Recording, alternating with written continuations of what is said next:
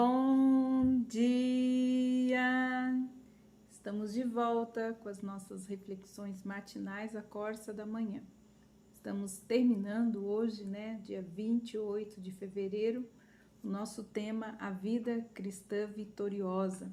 Terminando então o nosso assunto sobre as duas armas mais poderosas, deste universo, que é a oração e o jejum. E hoje nós vamos encerrar então o nosso assunto sobre jejum e dar abertura então ao nosso propósito de 40 dias, orando e jejuando pelas causas que o Senhor tem colocado em nossas mãos.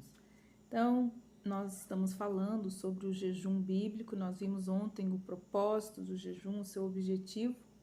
E hoje nós vamos falar sobre como ele pode ser feito. Mas antes disso, nós vamos ver de que forma acontecia nos tempos bíblicos o jejum e como ele continua sendo então até os dias de hoje. O jejum, uma coisa importante da gente entender, que o jejum não muda Deus, ele continua sendo Deus. Mas o jejum nos muda, nos mantém atentos ao menor toque do Espírito Santo de Deus. O jejum, ele não tem a ver com Deus, Na verdade, ele tem a ver conosco, com as nossas necessidades, de romper com as barreiras, com as limitações, principalmente da carne, Porque o jejum, ele trabalha muito esta questão, e ele tem o poder também de renovar o nosso corpo, a nossa alma, o nosso espírito, nos dá respostas, das nossas orações de uma maneira mais fácil. Quando Jesus ele disse aos seus discípulos que não puderam expulsar um demônio por falta de jejum, lá em Mateus 17, 21, ele também falou sobre a falta de fé como um elemento, então, decisivo no fracasso daquela libertação, a falta de fé. Então, o jejum, ele também trabalha a nossa fé, ele libera a fé e ele nos dá a vitória sobre o inimigo. A vitória sobre o inimigo é o que Cristo fez na cruz e a autoridade do nome precioso de Jesus. Tudo isso são os elementos importantes do jejum. O jejum, ele libera a fé, ele também nos fortalece. No Antigo Testamento, nós vemos diferentes propósitos de jejum. Por exemplo, nós temos a consagração, o voto do nazireu, nazirato, que era a abstinência de determinados tipos de alimentos. Nós vemos lá em Números, capítulo 6, versículo 34. O jejum também, ele tem também o propósito de trazer o arrependimento dos pecados. Lá no livro de Samuel e Neemias, nós vimos isso, Então, o jejum, que foi a santa convocação que houve para que o povo chegasse, então, ao arrependimento. Outra coisa importante, jejum também, ele foi no luto, Ele também tem um propósito no luto. Davi, ele jejuou como expressão, da sua dor de ter perdido Saul e Jonatas e também Abner. Nós temos também o jejum propósito por causa das aflições, de nós enfrentarmos as aflições, a morte.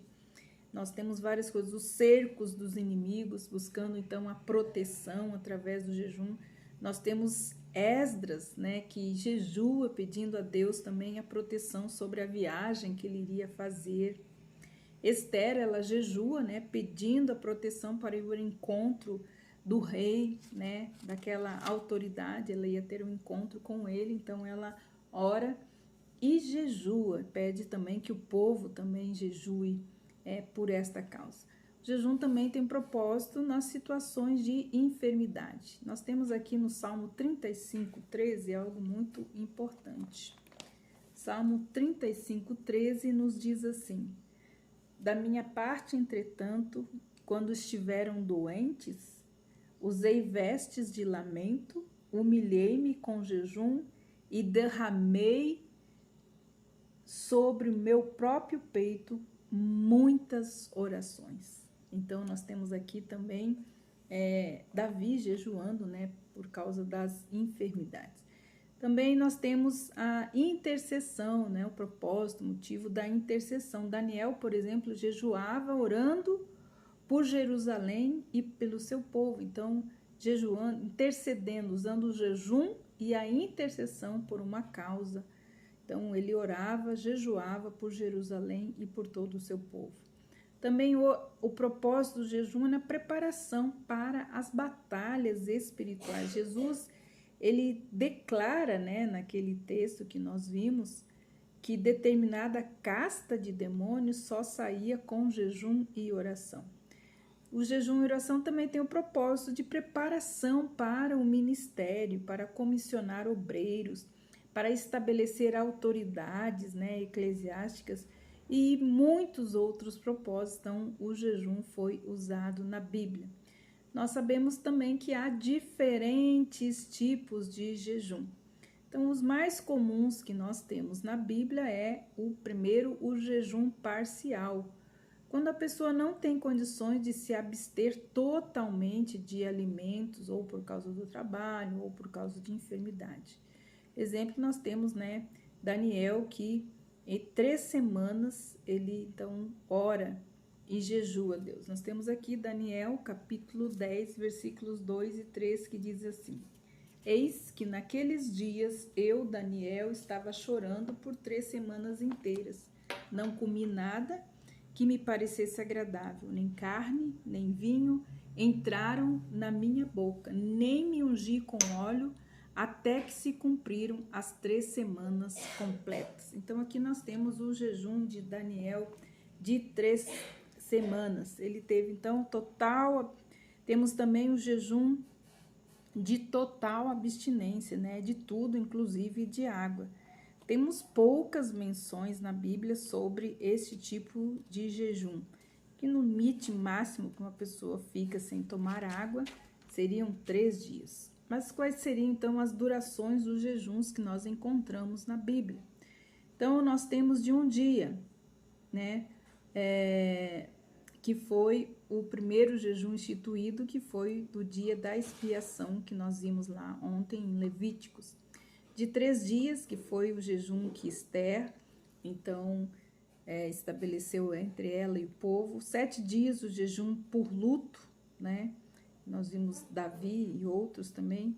14 dias, Paulo no navio, né? Que ficou no navio, ficaram em jejum 14 dias. Ele e também os tripulantes, por causa das tempestades, né?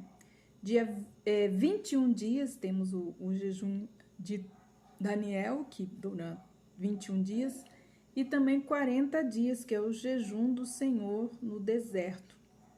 Nós vemos isso lá em Lucas, capítulo 4, versículos de 1 a 2. Então, para concluir, o que é o jejum? O que é jejum é não comer ou não beber durante um certo período de tempo, que também pode ser acompanhado, o jejum, né, por outros atos de renúncia, principalmente de algo que nos custe algum sacrifício. Ele sempre deve ser ligado, então, à oração. Como nós devemos nos preparar para jejuar? Primeiro, nós precisamos orar, pedindo orientação a Deus para esse tempo e que tipo de jejum, que tipo de renúncia o Senhor requer, o que o Espírito Santo de Deus pode lhe orientar. Então, primeiro, deve orar, pedindo orientação a Deus para esse tempo. Deve-se organizar os horários para a oração e também para a leitura da Bíblia, né, que é importante, que acompanha o jejum. Decidir qual é o objetivo ou qual a motivação que está levando você a fazer este jejum. Escreva sempre, anote por que motivo você vai orar, para obter que tipos de resposta, se é por arrependimento, se é por libertação, por alguma causa impossível, por o seu relacionamento com Deus ou por outro tipo de relacionamento. Então, aproveite o tempo da refeição, às vezes se é o café da manhã, se é o almoço, se é a janta, né? Aproveite esse tempo para orar, para ler a Bíblia. Então, sempre ore para dar início ao seu propósito e quando terminar também encerre. Amanhã nós propomos, né, desde o início deste tema, que nós estaríamos fazendo um propósito de 40 dias de oração e jejum. Então, nós teremos nesse canal, né, porções diárias, 40 dias, com uma pequena palavra, né, a respeito da oração, dos tipos de oração, algumas orientações, e nós vamos estar, então, orando nesse período de 40 dias.